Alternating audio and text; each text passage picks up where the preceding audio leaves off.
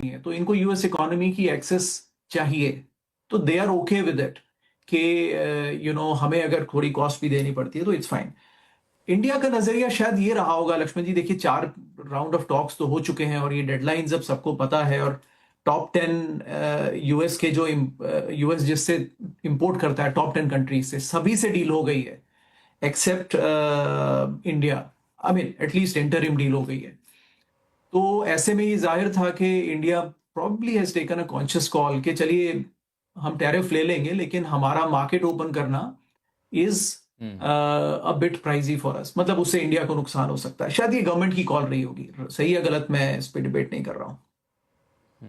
लक्ष्मण जी दूसरा पॉइंट ये तो हमें, आप इसको डील मानिए। हालांकि इसमें अनुराग जी, इसमें एक चीज और है, मुझे लगता है कि ट्रम्प साहब का भी एक कॉल होगा कि इंडिया चूंकि अपने sector agri, dairy, GM crop को नहीं छोड़ रहा है, तो अभी इंडिया को रहने देते हैं, बाकी से जितना कुछ संभव उनसे कम से कम ये सारे मार्केट एक्सेस ले लें, ताकि इंडिया अभी इंडिया से नहीं लेंगे तो बाकी लोग का इंडिया से तो नहीं लिया, हमसे क्यों ले रहे, हमको भी छोड़ दो, तो अभी बाकी से ले लो, फिर अंत में इंडिया के साथ बगैर इन सेक्टर में गए हुए डील कर लेंगे। ये भी एक अप्रोच हो सकता है ट्रम्प साहब का भी। नहीं नहीं, मुझे नहीं लगता ऐसी कोई डील होगी लक्ष्मण जी। देखिए अगर वो होनी होती तो हो गई होती, है ना।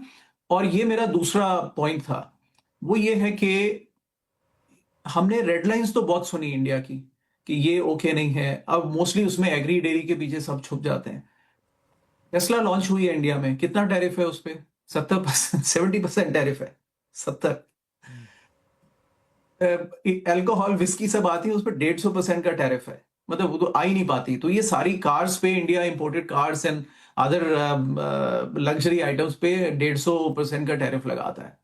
तो बेसिकली प्रोहिबिटिव है, करेक्ट। तो एग्री ओपन नहीं होगा, लग्जरी ओपन नहीं होगा, मास मार्केट ओपन नहीं होगा। रिटेल में वो आपको पता ही है, एफडीआई कंडीशंस चाहिए कि domestic players multi brand retail कर सकता है, लेकिन फॉरेन प्लेयर नहीं कर सकता।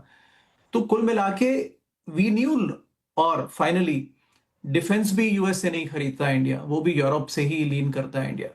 सो we know lot of red lines India की, but it is not very clear कि इंडिया की ग्रीन लाइंस क्या है, जहां पर India was willing to offer concession to US in in exchange for lower tariff. अभी तक क्लैरिटी नहीं है, मुझे तो क्लैरिटी बिल्कुल नहीं है। I don't think anybody has a उसके तो क्लैरिटी तो ऑलरेडी यूके के साथ ट्रेड एग्रीमेंट जो किया है उसको आमतौर पे इंडियन गवर्नमेंट जो है एक मॉडल एग्रीमेंट के तौर पर देख रही है, तो वो तो मान के चला जा सकता है कि इतना तो ऑफर कर देगी यूएस को भी। देखिए लक्ष्मण जी, वो एक तो इतना छोटा ट्रेड है ना, वो 10 बिलियन का सारा कुल मिला के ट्रेड है। मैंने उसके डिटेल्स पढ़े भी नहीं है। I don't think it's a serious agreement on either side.